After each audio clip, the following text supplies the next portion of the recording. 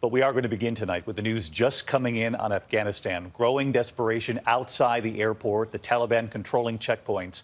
While inside the airport tonight, the State Department now reporting 6,000 people are at the Kabul airport, cleared for departure now, waiting to leave. And that number, 20 flights to take off tonight. The other major headline developing word tonight that U.S. diplomats at the U.S. Embassy in Kabul reportedly warned the Biden administration, the Secretary of State, that the Afghan government was at risk of collapse as the Taliban was sweeping across the country in recent weeks. And reports that a cable was sent on July 13th. A source telling ABC News it called for the Biden administration to begin an airlift operation immediately for Afghans who helped the U.S. And tonight here, the images now emerging of the scene at the airport in the last 24 hours. Afghan refugees who have now been cleared, waiting for those flights.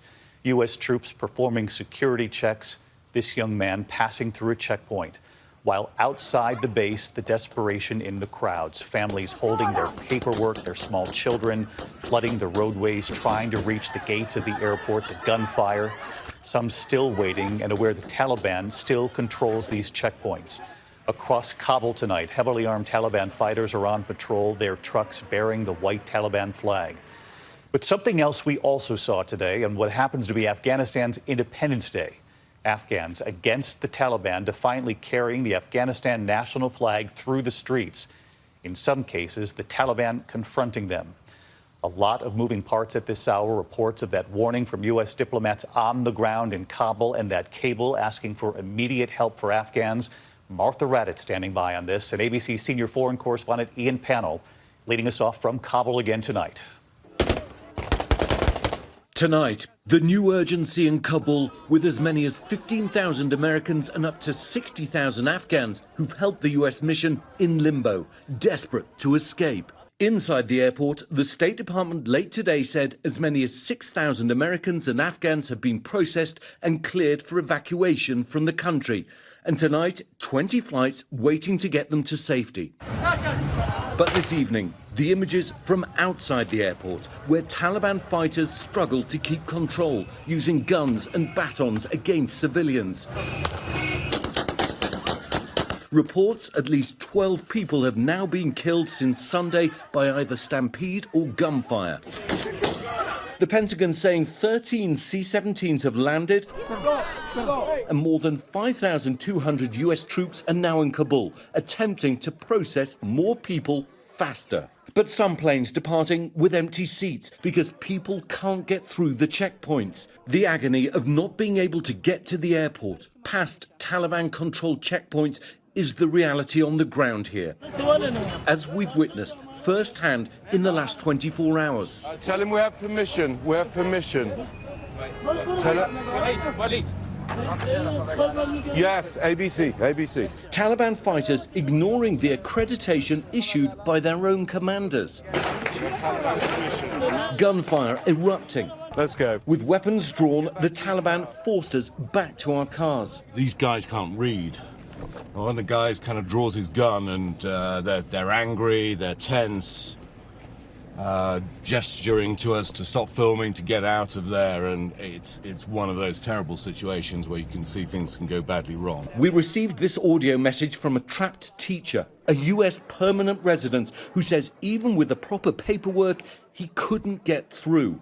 For his safety, we're not naming him. It is insane. There are people holding their American passports.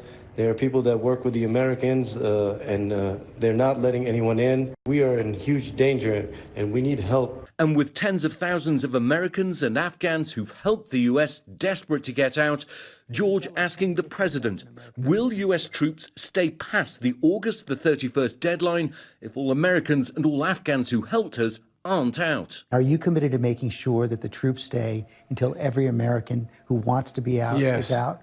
Yes. How about our Afghan allies? Does the commitment hold for them as well?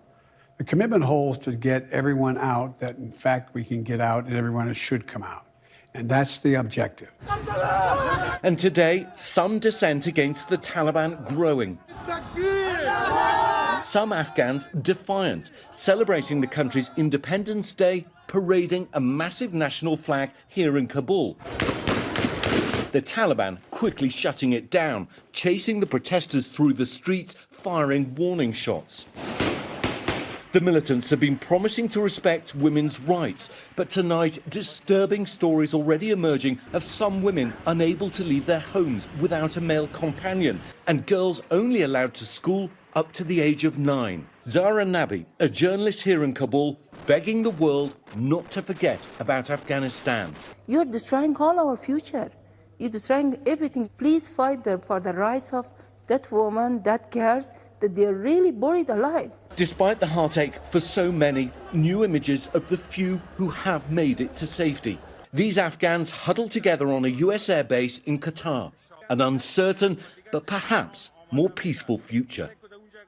So let's get back to Ian Pannell back with us again tonight. And Ian, there would appear to be some progress, according to your reporting there, inside the airport. Of course, the main issue that remains tonight, the thousands, Americans and Afghans outside the airport, the Afghans who helped the U.S., that they have paperwork, they're desperate to leave, but they also know the Taliban controls these checkpoints. Yeah, that's right. I mean, the good news is more processing capacity, more people at the airport tonight. The bad news continues to be the Taliban, the difficulties of getting people across the wire to the American side and to safety. David? Ian Pannell, our thanks to you and the team on the ground again tonight. Hi, everyone. George Stephanopoulos here. Thanks for checking out the ABC News YouTube channel. If you'd like to get more videos, show highlights, and watch live event coverage, click on the right over here to subscribe to our channel. And don't forget to download the ABC News app for breaking news alerts. Thanks for watching.